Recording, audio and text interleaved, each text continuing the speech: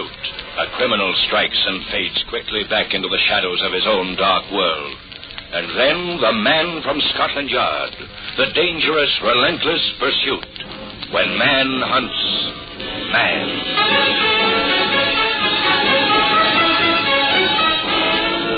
Now, with Ted de Corsia starred as the famous Inspector Peter Black of Scotland Yard, we bring you tonight's story of violence and murder. Pursuit and the Man Who Confessed.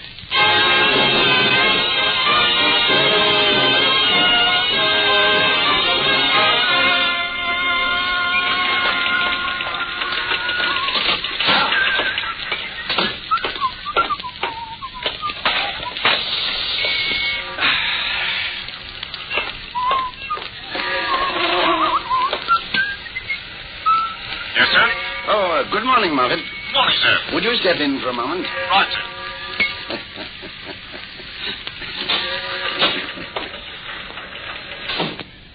Good morning, sir. Good morning, Marvin. Everything quiet last night, sir? Good. I heard a rather good one last night. Really, sir? Yes. Those flying saucer thingamabobs. Yes, sir? Know what they really are? No, sir. Well, Marvin, they're the horseshoes from the riders in the sky. Really, sir? Horseshoes, Marvin. You know that American song. Riders in the sky. Horseshoes. Very good, sir. I rather thought so. Now, did you see this memorandum from burglary? Yes, sir. I put it on your desk. Oh, well, take care of it, will you? Tell Foster to put a couple of men on watch tonight. I don't think it'll amount to anything. Right you are, sir. Yes. Inspector, this is Mr. Ross. Came in about 5 minutes ago. I think you'd better speak to him, sir. All right, Sergeant. Yes, Mr. Ross, what can I do for you? There's nothing you can do for me now, Inspector. I killed a woman last night, and I've come to give myself up. Will you say that again? I killed a woman in my house last night. You'll find her there, 31 Cricklewood Lane. Why didn't you report it last night? I don't know. I've been walking most of the time, trying to think. How did you kill her, Mr. Ross? I choked her. Why did you kill her? There'd been an argument. That's all. Her name is... Selina Graham. All right, Mr. Ross. If you don't mind, we'll run out to your house. I don't want to go back there. I've done it. I've told the police. Now let's get it over with. All in due time. After you, sir.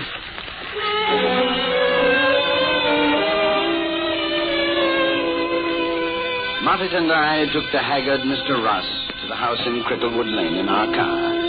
He sat throughout the entire trip, staring numbly through the window. I asked him no questions, and he proffered no further information. Criminal Records Office has an extensive file devoted to men and women who have killed, usually in passion, and subsequently given themselves up. But more than a simple confession is necessary. It was our duty to examine the scene of the crime and then proceed with the formal charge of murder.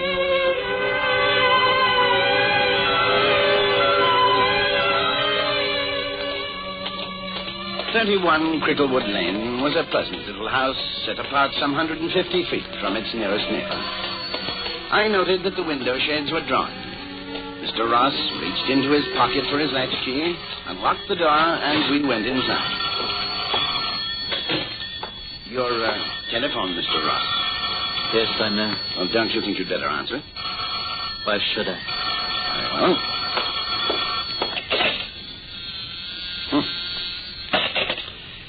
Well, Mr. Ross? She's through there. Stay here with him, Moffat. Right, sir.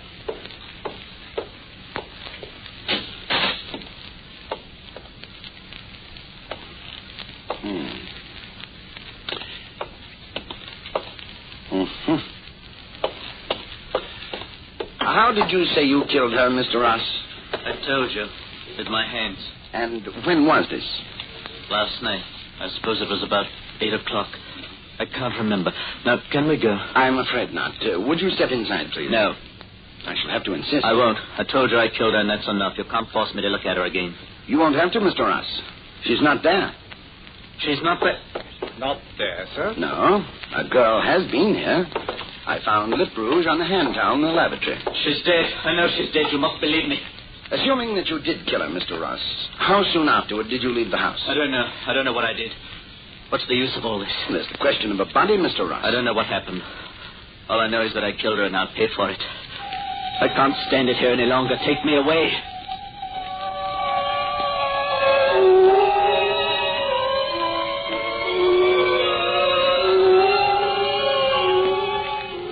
It was rather an odd situation.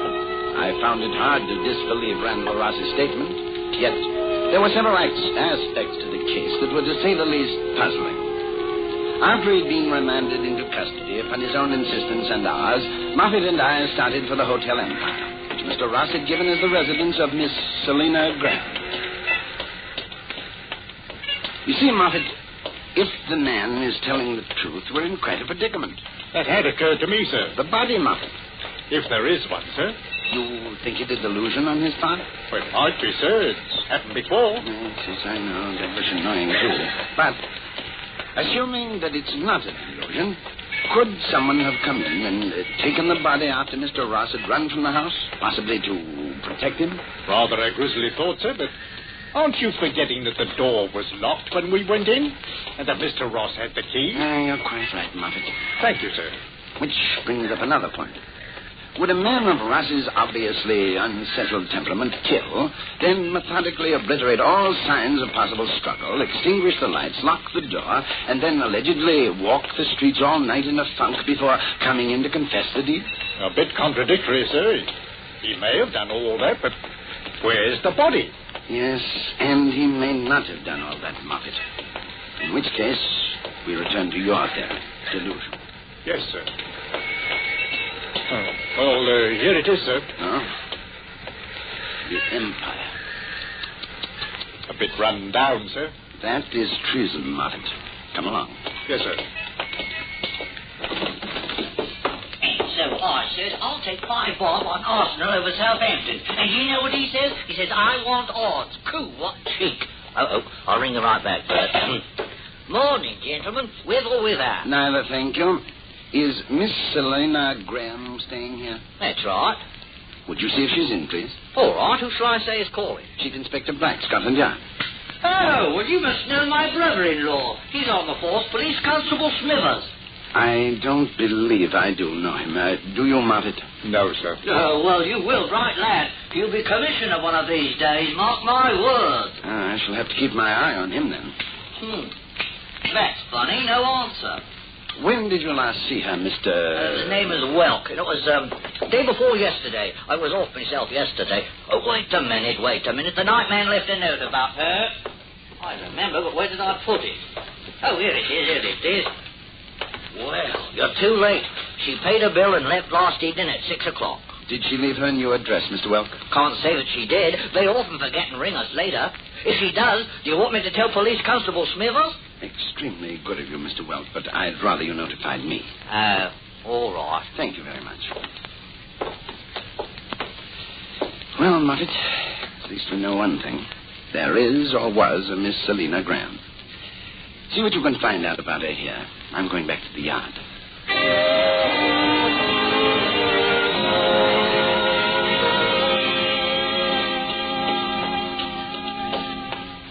Has he asked to see anyone, Constable? No, sir.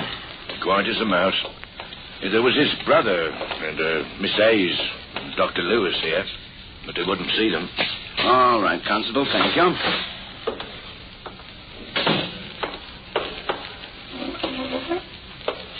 Cigarette, Mr. Ross? No. You don't mind?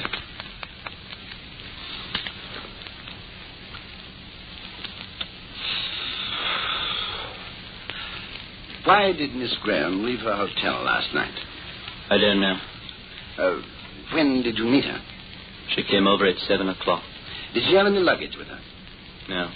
What did you argue about? What does it matter? It matters a great deal, Mr. Ross. Let me alone. I've told you what you want to know. She's dead. I murdered her.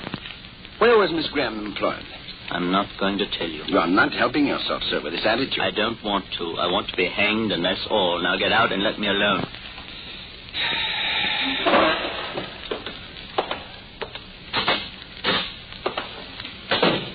Constable. Yes, sir. I think perhaps that you'd better relieve Mr. Ross of his tie, belt, and shoelaces. Oh, sir? Think he might try? I'm not sure, but we'll take no chances.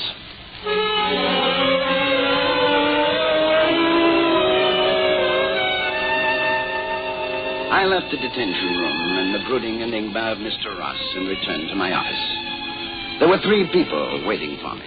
Mr. Michael Ross, 4 or 5 years older than his brother, but bearing a marked resemblance.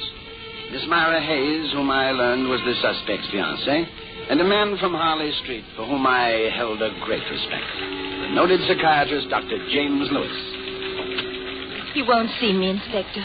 He won't speak to any of us. He couldn't have done it. I can't believe that he even knew the girl. He's admitted to both facts, sir. And at this point, I have no choice but to either prove or disprove his confession. Disprove, Inspector? Are you entertaining a sort of fantasy? We have weighed that possibility, Doctor. Do you mean that Randall imagined he killed someone? It's a possibility. Then that must be it. Because there was no girl. I know, you see. We're to be married in 2 weeks, Inspector. He's very much in love with me. As I am with him. She's right. I'm his brother. I know he would have told me. We were very close. Did any one of you see him last night? Why, no. I spoke to him on the telephone. At what time? It must have been a little past 8. Oh? I rang him at home. We speak to each other every night. I wanted to go to him. He sounded upset. But he told me not to. That's when I called you, Dr. Lewis. Yes. And I told her, Inspector, that Randall was in a state of depression and had been for a few days. There was no need to worry. Michael, be a good chap and take Myra out for a cup of tea, will you? There are a few things I'd like to discuss with you, Inspector. Why? Why can't I stay? Well, my dear, the things that I wish to say to the Inspector are to help Randall, and if you remain, I shan't be able to say them. Oh, all right. I'm sorry.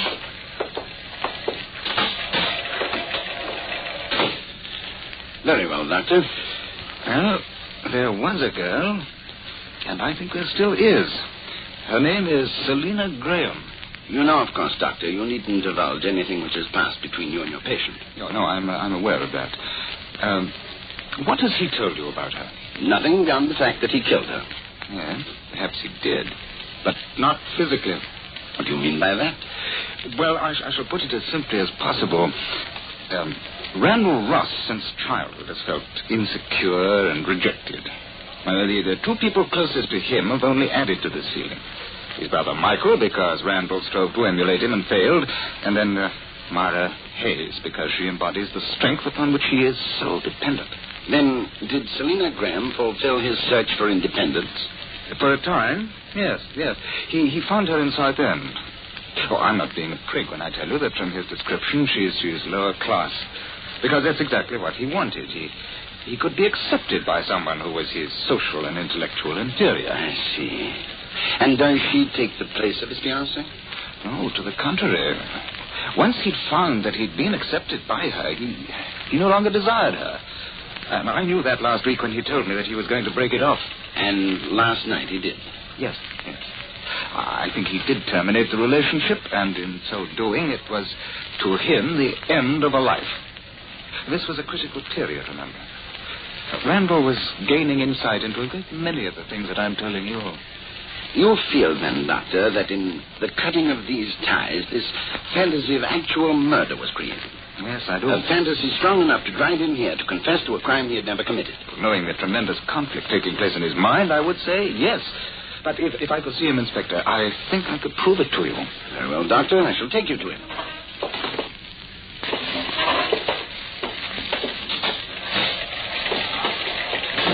Inspector Blank. Oh, just a moment, Doctor. Yes, Sergeant. A report's just coming, sir. Oh?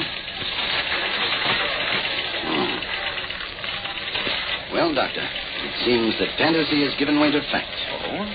The body of a woman was taken from the Thames early this morning. She has just been identified as Selina Graham.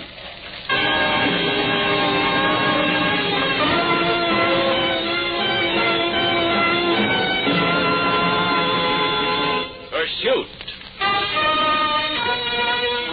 With Ted DeCorsia starred as Inspector Peter Black, Pursuit and the Man Who Confessed continues in just a moment. The rocketeer lady, the gal that helped Bing Crosby land his first professional job, Mildred Bailey, will be Der Bingle's special guest on the CBS show this Wednesday night. Bing and Mildred Bailey will talk over old times and do some duets and solos. And also on hand, you'll find that hot combination, the Firehouse 5 plus 2. Be sure you're listening this Wednesday when on most of these same CBS stations, the Bing Crosby Show brings you Mildred Bailey and Bing in a nostalgic mood. Now, the second act of Pursuit and the Man Who Confessed.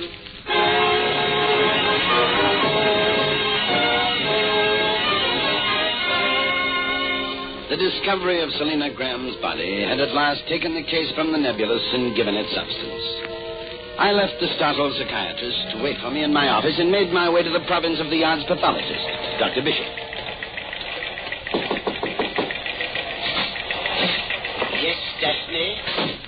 Yes, Daphne. No, Daphne.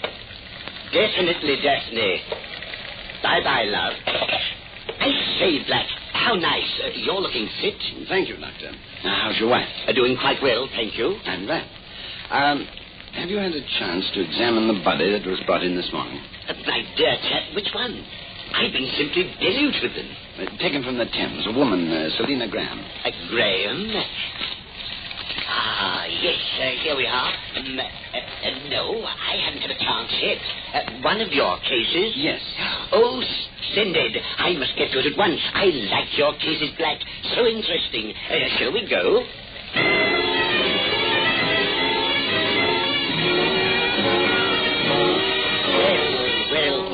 Well, those marks on the throat, not very pronounced, but strangulation, I should say.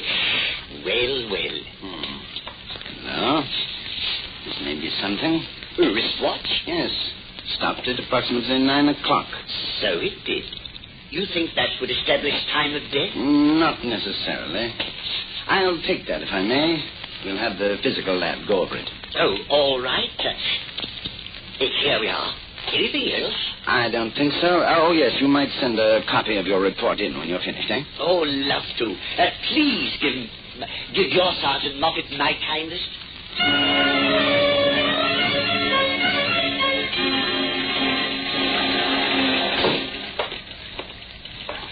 Did you see Ross, Inspector? Not yet, Dr. Lewis. He'll be here in a moment. I saw the girl. She had been shot. The marks were there, all right. That's incredible. I know Ross so well. At least I thought I did. Possibly there's a bit of murder in every one of us that even a psychiatrist can't detect. That's true, and we often learn it too late. But look here. He said he killed the girl in the house. Well, what was she doing in the Thames? I don't know. Well, his personality negates violence. I can't understand it unless... Yes, go on. Well, unless he were driven to it. Some threat that we know nothing about. However, from his statements concerning the girl, it hardly seems likely. She didn't sound the sort who would put up a fight at the party. Oh, here he is. Come in. Right in here. Thank you, Constable. Wait here, please. Very good, sir. Sit down, Mr. Ross. Hello, Randall. Have you anything to add to your confession, Mr. Ross? No. I think you have.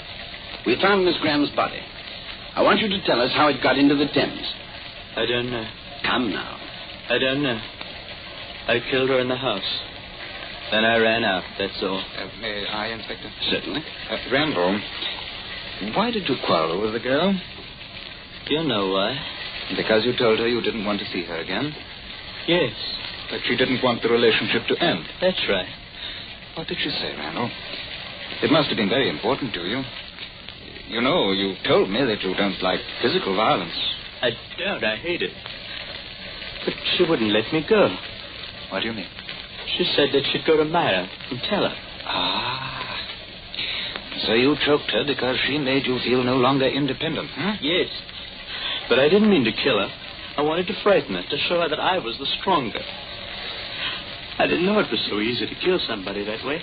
And then she fell, and I ran out. Where did you run? I told you, I don't know. If, as you say, you walked the streets all night, you must have stopped somewhere. Randall, remember you told me that when you were upset, you'd take a drink to try to calm yourself. Huh? Yes. Yes, perhaps I did. I think there may have been a pub. I can't remember. Let me alone, please, let me alone. Mr. Ross, where did you go? What was the name of that pub? I don't know. Yes, it was near the house. I ran. I was out of breath. Frightened. I needed a drink. Everybody was looking at me. Near your house. All right. Constable. Yes, sir. Take Mr. Ross back, please. Very well. Come along. He didn't kill her, Inspector. Choked her, yes, but what if she regained consciousness? Then left the house, went to the river, and threw herself in? But why not? The dream of rags to riches becomes a nightmare. She awakes to despair, and then suicide.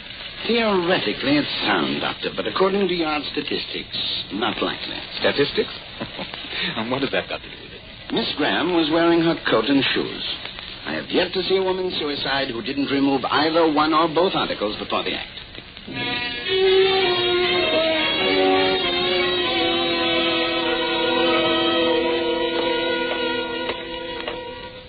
Well, sir, no luck here. So I gathered. The barman says there's another pub in the next square, the Fox and Hounds. Of course, Moffat, this might be a waste of time. It's entirely possible that Mr. Ross is an extremely clever young man who is playing a shrewd game. In what way, sir? Confessing to a murder which he swears was committed in his house in order to make the appearance of the body in the Thames a suicide. Seems to me it's going to be a bit difficult to make him change his story, unless someone saw him throwing the girl into the river. Which is extremely doubtful. You know, sir, what puzzles me is, if he did plan it that way, why did he confess to the crime at all? Well, let's see if they can tell us anything at the Fox and Hounds. At the Fox and Hounds, we learned Randall Ross had been there at 8:30 and had remained there for some 15 minutes. He was remembered because of his extreme agitation. The confessed killer had taken no pains to cover his tracks.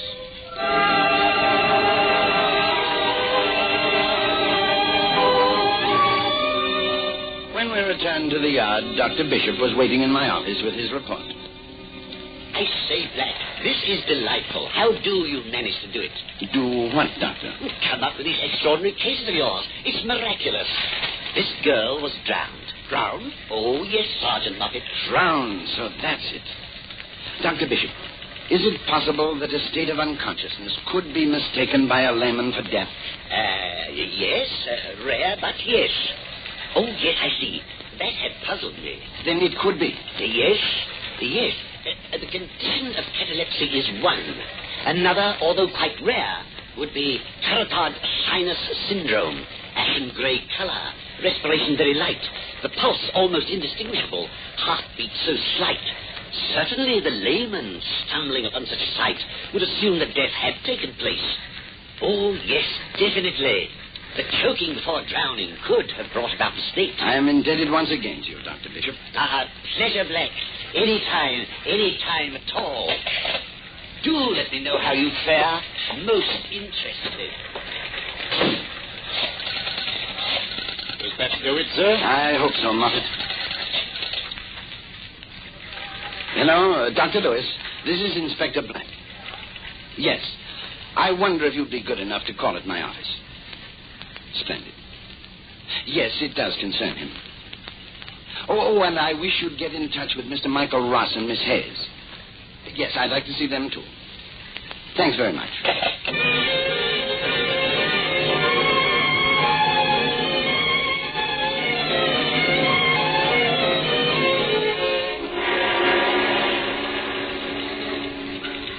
I've called you here to explain my reason for withdrawing the charge of murder which was leveled at Mr. Randall Ross. I knew he couldn't have done it. He didn't kill her. I have a rather tragic story to tell you. A tragic story, Inspector? Yes, Doctor. We know that Mr. Ross did choke Miss Graham. We also know that he ran from the house in a state of extreme shock. In that shock, he did not extinguish the lights or even close the door behind him, let alone eradicate the signs of violence. But someone did. Then she did recover and leave. No, Doctor. She was removed by someone who found her body and wanted to protect Mr. Ross. Someone who was very close to him and knew that he was troubled that night. But I knew that. Myra rang me to tell me that she'd spoken to him. I told you, Inspector, I wanted to go to him.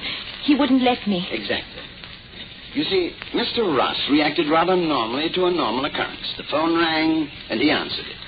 That, Miss Hayes, was, in your own words, at a little past 8. I didn't lie to you. Ask Dr. Lewis. After the conversation, as I say, he ran from the house. We know that at 8:30 he was in the tavern. He remained there until 8:45. Selina Graham's watch stopped at 9. That was when she was drowned in the Thames. Drowned? What, do you mean to say that That is the tragedy. She was dead. She was. She must have been. I rang Michael. We were both worried about him. When we got there, she was lying in the bedroom. She was dead. She was. You and Michael took her from the house in Cricklewood Lane and, thinking to protect Mr. Randall Ross, threw her body in the Thames. And at the time, she was still alive. Don't keep saying that. It's not possible. There was no pulse, no heartbeat, nothing. There was water in her lungs. We didn't know. We didn't know. We didn't. Had you left her where she was and called a doctor, she might have recovered. But you didn't. That is when the murder was committed. It is my duty to formally charge you with murder. To warn you that anything you might say will be taken down and given in evidence.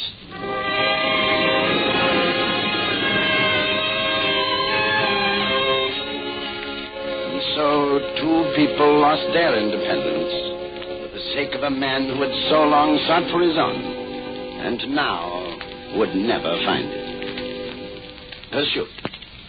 And the pursuit is ended.